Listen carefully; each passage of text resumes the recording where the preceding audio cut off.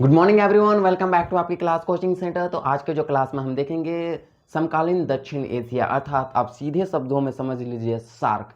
तो सार्क क्या होते हैं, सार्क में कितने देश होते हैं, उसके बारे में समझेंगे कि सार्क क्या है, सार्क की स्थापना कब हुई, ये सारे चीज़ के बारे में देखेंगे। तो उससे पहले आप इसका नोट ले सकते हैं, क्योंकि हमके देश आते हैं टोटल। सार्क के बारे में समझते हैं। तो ये सार्क में आपका क्या नहीं, म्यांमार नहीं आ जाता यहाँ पे। सार्क में ये म्यांमार की गलती से हो गया, यहाँ पे बांग्लादेश लिख, बांग्लादेश। म्यांमार का स्थान पर आप लिख लीजिएगा बांग्लादेश, ठीक है, या बांग्लादेश। फिर दक्षिण एशिया की भौगोलिक स्थिति के बारे में आप जान सकते हैं, यहाँ पे देख सकते हैं जल्दी से। यहाँ पे आप कैरी कर सकते हैं, यहाँ पे नोट्स कर सकते हैं दक्षिण एशिया की भौगोलिक स्थिति क्या थे। उसके बाद राजनीतिक विशेषता देखेंगे कि राजनीतिक विशेषता क्या है इन सभी देश के।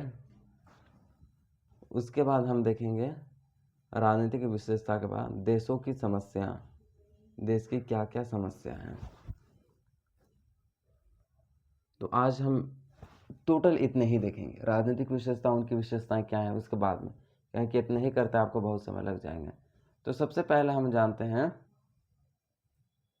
कि सार्क का फुल फॉर्म क्या होता है, यानी मैप के जरिए ही समझ लेते हैं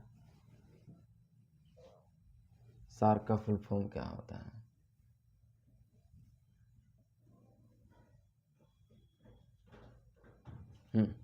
सार्क क्या होते हैं, उनके फुल फॉर्म देखेंगे। तो अब यहाँ जूमिंग करके दिखाएं, क्योंकि हमें सार्क देश ही पढ़ना है, टोटल सार्क देश ही पढ़ना है। तो सर्वप्रथम जानेंगे कि सार्क का फुल फॉर्म क्या होता है। SAARC, SAARC. तो ये सार्क का फुल फॉर्म क्या होता है, क्योंकि सार्क दक्षिण एशियाई देशों का संगठन है, ये टोटल दक्षिण एशियाई देशों का संगठन है, इसलिए हम इसे क्या कहते हैं, साउथ कहते हैं, SOUTH, साउथ। एक होता है क्योंकि ये एशिया का है, इसलिए हम इसे कह सकते हैं एशियन, SIAN, एशियन। और क्या है, ये एसोसिएशन, ये एक संगठन है, इसलिए हम क्या कह सकते हैं इसे एसोसिएशन,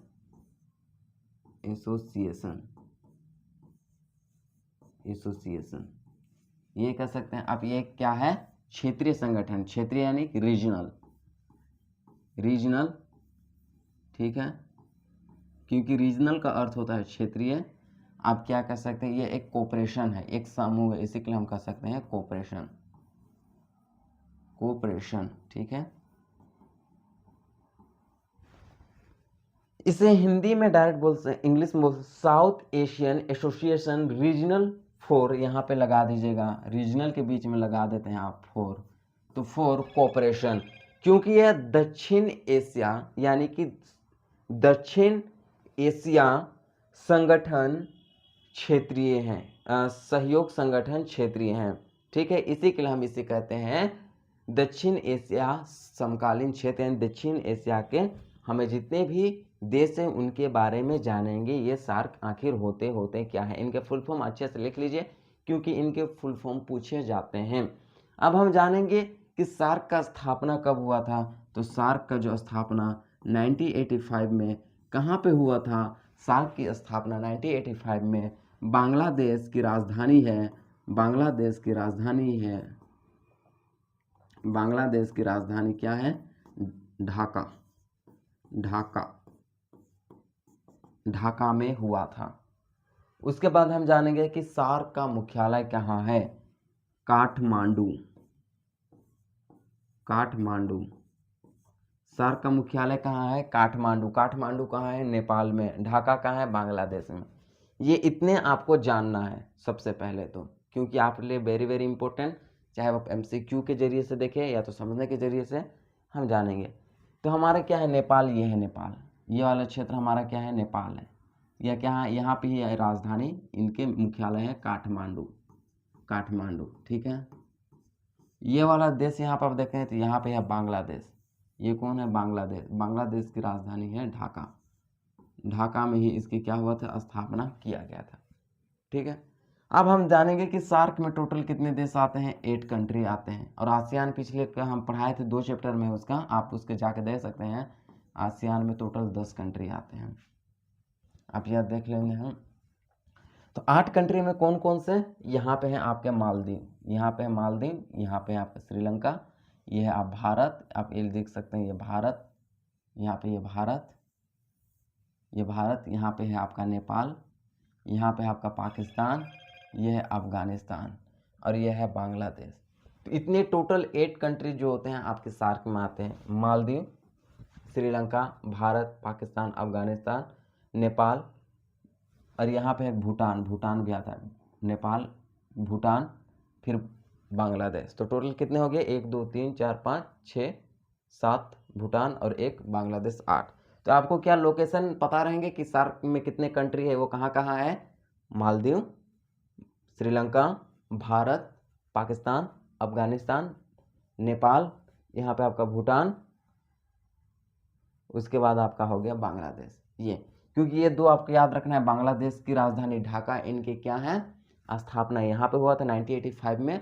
नेपाल रखना है याद, वहाँ पे काठमांडू यानी कि इनका मुख्यालय है। ये 2 चीज़ याद रखना है और टोटल 10 कंट्री हैं। आसियान में सार्क में सबसे बड़ा और शक्तिशाली देश में आता है हमारा देश भारत, ठीक है, क्योंकि नेतृत्व करता में यही है। तो हर एक देश की विशेषता जानेंगे। तो इसके बारे में हम सबसे पहले जानेंगे कि इसकी भौगोलिक स्थिति क्या है। तो सबसे पहले हमें सार्क का भौगोलिक स्थिति इस प्रकार से हमें देखने को मिलते हैं। सार्क की क्या है भौगोलिक स्थिति, यदि हम भौगोलिक स्थिति की बात करेंगे तो भौगोलिक स्थिति यानी कि क्या है, भूगोल के बारे में जानेंगे। तो दक्षिण में क्या है, दक्षिण में आपके यहाँ पे हिंद महासागर है, ये आपका हिंद महासागर, ये वाला क्षेत्र क्या है हिंद महासागर, ये आपका पहला भौगोलिक स्थिति के अंतर्गत आ जाता है। आपका पश्चिम में देखिएगा तो यहाँ पे है आपका बंगाल की खाड़ी, ये दूसरा भौगोलिक स्थिति, 2 पॉइंट लिख सकते हैं। आपका पश्चिम में, पूर्व में देखिएगा तो बंगाल की खाड़ी, आपका पश्चिम में देखिएगा तो यहाँ पे अरब सागर, ये आपका तीसरा भौगोलिक स्थिति के बारे में लिख सकते हैं। और आपका चौथा जो है आप यहाँ पे लिख सकते हैं टोटल हिमालय, हिमालय पर्वत से घिरा हुआ है। टोटल क्या है पर्वतीय क्षेत्र, यानी कि हिमालय पर्वत हमारे इनके उत्तर और पूर्व वाले क्षेत्र में है। अगर आप पश्चिम में यहाँ पे देखिएगा ये वाला क्षेत्र, ये वाला एरिया देखिएगा तो यहाँ पे मरुस्थलीय क्षेत्र यानी कि मरुस्थलीय क्षेत्र। तो इस प्रकार क्या है सार्क के भौगोलिक स्थिति है, जिसे आप एक मैप या तो आप सिंपल से इस तरह से करके इस तरह से यहाँ पे लिख सकते हैं। यहाँ पे बंगाल की खाड़ी, अरब सागर, नीचे हिंद महासागर, यहाँ पे मरुस्थलीय क्षेत्र और इधर वाले क्षेत्र में हिमालय पर्वत, जिस कारण से ये हमारे सार्क के भौगोलिक स्थिति के बारे में पता चलता है। अब हम देखेंगे कि एक एक देश की राजनीतिक विशेषताएं क्या है, हमारे ये सारे देश की राजनीतिक विशेषताएं क्या है। तो भारत के बारे में सबसे पहले जानते हैं। तो भारत क्या है, एक लोकतांत्रिक और एक गणराज्य भी है।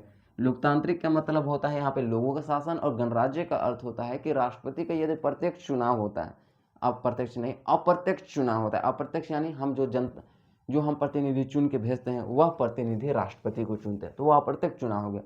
तो इसी के लिए हमारा देश में चुनाव होता है, इसलिए राष्ट्रपति का चुनाव होता है, इसलिए हमारा देश गणराज्य भी है, साथ साथ एक लोकतांत्रिक व्यवस्था भी हमारे देश में है, ठीक है। हमारे देश की शासन व्यवस्था जो चलती है वो हमारे भारतीय संविधान के अनुसार चलते हैं। यह हमारे देश की राजनीतिक विशेषताएं होगी। इतना समझ में आ गया। हमारे देश में किसी प्रकार के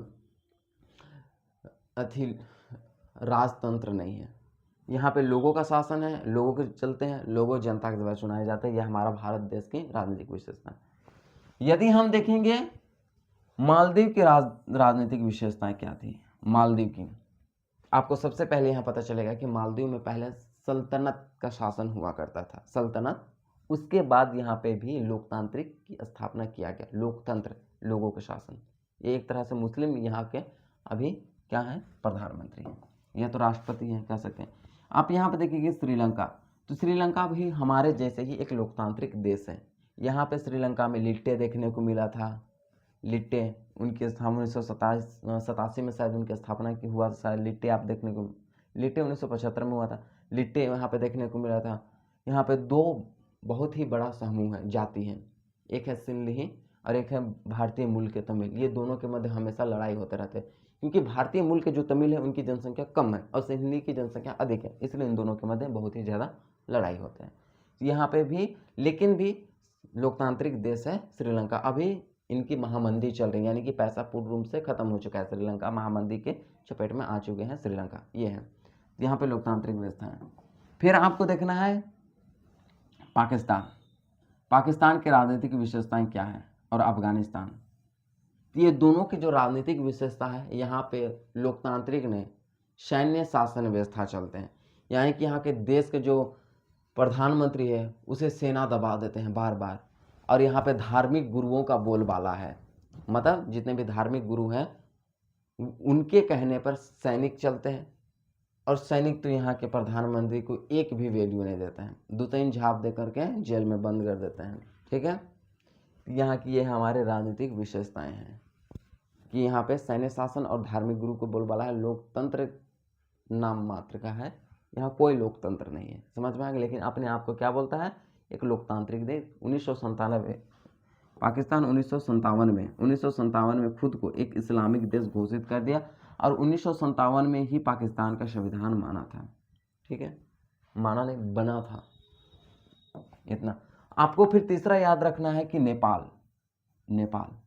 तो नेपाल में 2006 तक, 2006 से पहले क्या था, एक राजतांत्रिक शासन व्यवस्था था। लेकिन 2000 यहाँ पे ज्ञानेंद्र सिंह का शासन हुआ करता था नेपाल में 2006 से पहले।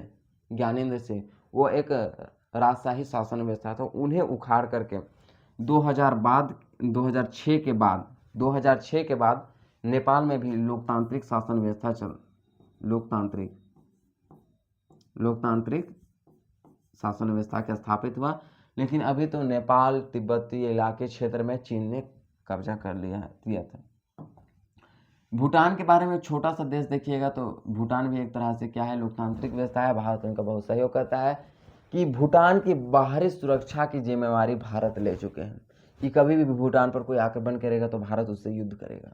ये अब बांग्लादेश में देख सकते हैं कि इसे हम पहले पूर्वी पाकिस्तान कहते हैं, लेकिन 1971 में क्या हुआ, नए परिसंघ की यहाँ पे एक संघर्ष हुआ, और 1972 ईस्वी में कितना में 1972 ईस्वी में ये पाकिस्तान, ये पूर्वी पाकिस्तान पूर्व में है, उन्हें एक दूसरे देश बांग्लादेश की मान्यता 1972 में दिया, लेकिन लड़ाई 1971 में हुए थे। यहाँ पे भी अभी एक लोकतांत्रिक शासन व्यवस्था चलती है, यहाँ पे अच्छे शासन है।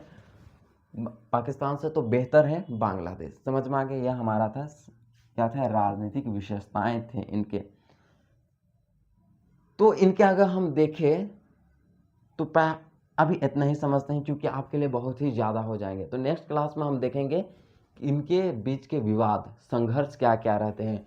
कहीं की जाति व्यवस्था काफ़ी ज़्यादा प्रभाव है, तो कहीं पे नदी के लिए लड़ते हैं, कहीं सीमा के लिए लड़ते हैं। ये सारे चीज़ हम कब देखेंगे, कि हम नेक्स्ट क्लास में देखेंगे ये क्या क्या उनके बीच के विवाद हैं। तो क्या सार्क के बारे में आपको पूरे अच्छे से पता चले, सार्क क्या थे, सार्क कौन सा संगठन है, सार्क का फुल फॉर्म, उसका स्थापना, ये कहाँ पे हुआ था, उनकी मुख्यालय कहाँ है, ये सारे आपको बहुत ही अच्छे समझ आ गए हैं। तो नेक्स्ट क्लास में हम फिर मिलेंगे इनके बीच के विवाद को लेकर के, क्या क्या विवाद में 8 देश आपस में टक्कर में रहते हैं। 8 देश नहीं बल्कि पाकिस्तान और भारत, ये हमारे दोनों देश के मध्य बहुत ही ज़्यादा लड़ाई चलते हैं, ठीक है। नेक्स्ट क्लास में हम देखेंगे इसके बारे में। धन्यवाद।